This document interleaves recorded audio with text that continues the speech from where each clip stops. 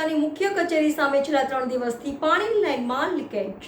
વડોદરા મહાનગરપાલિકાની મુખ્ય કચેરી સામે છેલ્લા 3 દિવસથી પાણીની લાઇનમાં લીકેજ. વડોદરા મહાનગરપાલિકાની મુખ્ય કચેરી સામે છેલ્લા 3 દિવસથી પાણીની લાઇનમાં ભંગાણ થતાં આજે તંત્ર દોડતું થઈ ગયું હતું અને વોર્ડ નંબર 13માં કાઉન્સિલર બાળુ સર્વે અને જાગૃતિ કાકા પણ હાજર થયા હતા.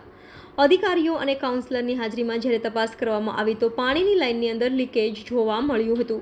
ત્યારે વોર્ડ નંબર 13ના કાઉન્સિલર બાળુભાઈ સુર્વેએ જણાવ્યું હતું કે અહીંયા છેલ્લા ઘણા સમયથી ગેસની પાઇપલાઇન નાખવાનું કામ ચાલી રહ્યું છે, ત્યારે વડોદરા મહાનગરપાલિકાના કોઈ પણ અધિકારી કે કર્મચારી હાજર રહેતા નથી અને ગેસની લાઇન નાખનાર કોન્ટ્રાક્ટરના માણસો ગમે ત્યાં કોઈને પૂછ્યા વગર લાઇન ખોદતા હોય છે. એના કારણે પાણીની લાઇનમાં ગેસ કનેક્શનની પાઇપ નાખનાર માણસો દ્વારા ડ્રીલ મશીનથી પાણીની પાઇપમાં કાણું પડી જવાથી હજારો લીટર પાણી રોડ પર વેડફાઈ ગયું હતું અને ગેસની લાઇન નાખનાર કોન્ટ્રાક્ટરને કડકમાં કડક કાર્યવાહી કરવા માંગ કરી હતી અને જે પણ નુકસાન થયું હોય તેની ભરપાઈ ગેસના કોન્ટ્રાક્ટર પાસે લેવા માંગણી કરી હતી. હાલ પાણીની લાઇનમાં ફોલ્ટ મળી જવાથી તંત્રએ હાશકારો લીધો હતો અને જલ્દીથી સમારકામ કરવા તંત્ર કામે લાગી ગયું.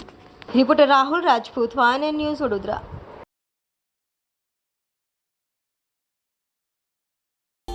Subscribe now and press the bell icon. Never miss an update.